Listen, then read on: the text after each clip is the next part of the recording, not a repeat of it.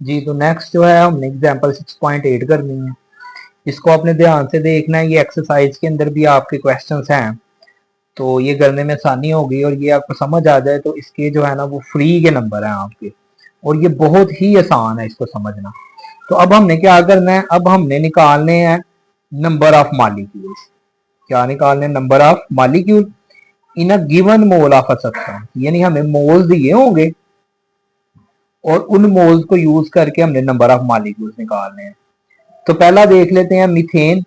Methane का formula क्या है? CH4।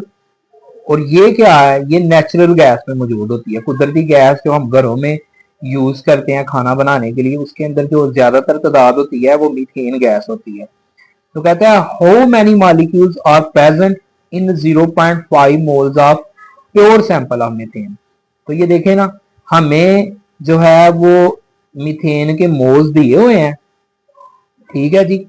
यानी मीथेन के मोल्स हमको हमको पहले गिवन है, और मोल्स चूंकि हमको दिए हुए हैं, तो हमने क्या करना है, अब हमने जो है इसके क्या निकालने, नंबर ऑफ मॉलिक्यूल्स निकालने हैं। तो ये कैसे निकालेंगे वो मैं आपको बताता हूँ। तो नंबर ऑफ मॉलिक्यूल्स आपने निकालने हैं मीथेन के, CH4। अच्छा, इसका जो फार्मूला है ना वो आपने अपने जहन में रख लेना है। नंबर ऑफ मॉलिक्यूल्स या नंबर ऑफ एटम्स या नंबर ऑफ फार्मूला यूनिट्स, उनको निकालने का एक ही फार्मूला है जो आप लोगों ने अपने जेहन में रखना है, मोल्स इंटू Na। अब Na क्या है? Na ये एवोगाड्रो नंबर है, इसका नंबर क्या है? 6.02 इंटू 10⁻23। और मोल्स हमें गिवन है, मोल्स ये देखे दिए हुए हैं 0.5। तो हमने क्या क्या निकालना है, number of molecules of CH4। तो फार्मूले की मदद से मोल्स इंटू Na, तो मोल्स हमें गिवन है 0.5, वो यहाँ पे पुट कर दें।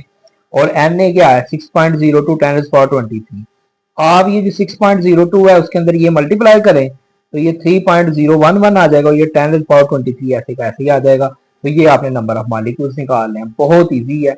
अब नेक्स्ट जो अगला है सल्फर डाइऑक्साइड, इसको भी देख लेते हैं। ठीक है, at higher temperature hydrogen sulphide gas give off by a volcano is oxidised by air to sulfur dioxide. Sulfur dioxide react with water to form acidic rain. How many molecules, यानी number of molecules मालूम करने हैं, और ये moles दिए हुए हैं। तो मोल्स दिए हुए हैं, आपने नंबर ऑफ मॉलिक्यूल्स निकालने हैं, सेम फार्मूला है। तो इसको देखते हैं कैसे करना है। तो ये फार्मूला जी, number of molecules of SO2, और फार्मूला क्या है? Moles into Na। तो मोल्स आपको पहले गिवन है 0.25 और Na की वैल्यू जी, ठीक है। इसको आप इससे मल्टीप्लाई करें इन दोनों को, ठीक है। 6.02 को 0.25 से मल्टीप्लाई करें, जब मल्टीप्लाई करेंगे तो ये आएगा, ठीक है, 1.5055 इंटू 10⁻23। तो यही इसका आंसर है। तो ये बहुत आसान है। इसी तरह मैंने आपको बताया कि जब आप नंबर ऑफ एटम्स निकालेंगे ना, तो नंबर ऑफ एटम्स निकालने का भी बिल्कुल यही तरीका है। तो एक जो एग्जांपल रह गई है हमारी 6.7, उसको भी हम लोग जरा देख लेते हैं, और ये भी सेम ऐसा ही होगा।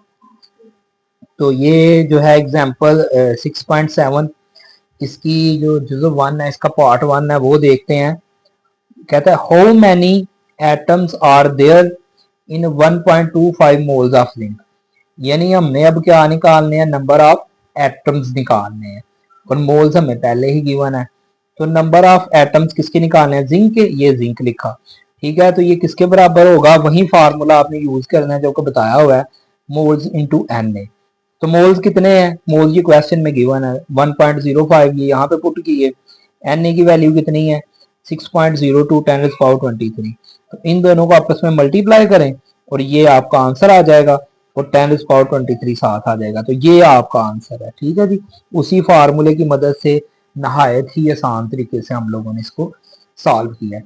तो दूसरा क्वेश्चन जब हम लोग देखते हैं, तो दूसरे क्वेश्चन में भी हम लोगों ने क्या, ये जो 6.7 एग्जाम्पल के अंदर क्वेश्चन नंबर 2 है, how many atoms are present in foil that contain 0.2 mole of aluminium.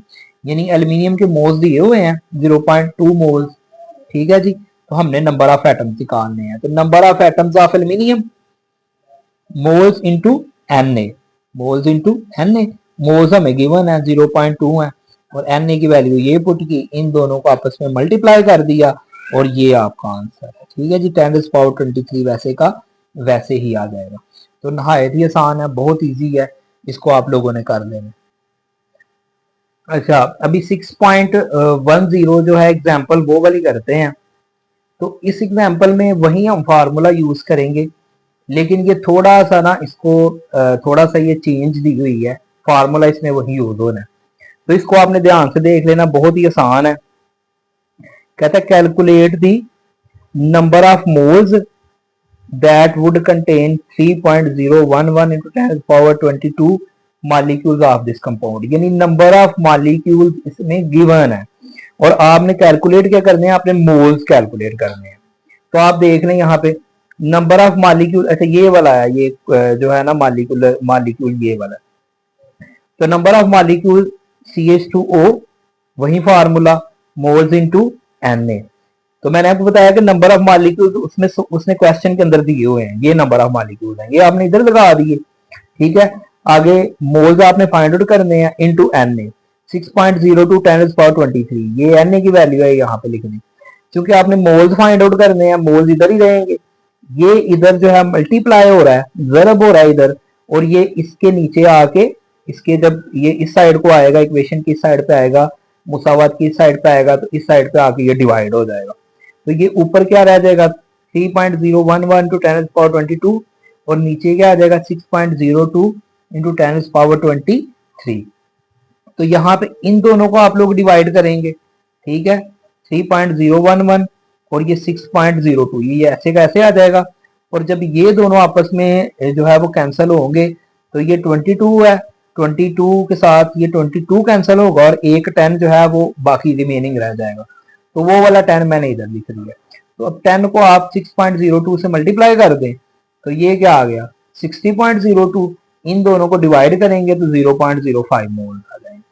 ठीक है, बहुत ही आसान है, थोड़ा सा उसने चेंज करके बताया हुआ है, लेकिन होपफुली आपको समझ आ जाएगी। मैं एक दफा फिर बता देता हूँ आपको। तो नंबर ऑफ मॉलिक्यूल्स CH2O के बराबर होंगे, वही फार्मूला मोल्स जरब Na, मोल्स इनटू Na। तो नंबर ऑफ मॉलिक्यूल्स आपको गिवन है, ठीक है जी, ये दिए हुए हैं नंबर ऑफ मॉलिक्यूल्स, तो वो यहाँ पे पुट कर दिए, लिखा भी हुआ है कि कंटेन 0.011 टू 10⁻22 मॉलिक्यूल्स। तो ये नंबर ऑफ मॉलिक्यूल्स दिए हुए हैं। ठीक है, मोल्स आपने फाइंड आउट करने हैं, ये लिखा हुआ है सवाल में, उसने पूछा हुआ है calculate the number of moles, यानी मोल्स आपने कैलकुलेट करने हैं इनटू Na। Na की आपको वैल्यू का पता है, यहाँ पे ये वैल्यू पुट की, यहाँ पे Na की वैल्यू पुट की, मोल्स फाइंड आउट करने हैं, मोल्स इधर ही रहेंगे, ये इधर जाके डिवाइड हो जाएगा। यहाँ पे आपने देखना कि ऊपर 10⁻22 है, नीचे 10⁻23 है, जब ये कैंसिल होंगे तो नीचे एक 10 बच जाएगा, रिमेनिंग रह जाएगा। तो इसको इससे मल्टीप्लाई करें, 60.02 आ गया। अब ये जो 3.011 है उसको नीचे वाले से डिवाइड कर दें तो ये आपके पास आंसर आ जाएगा।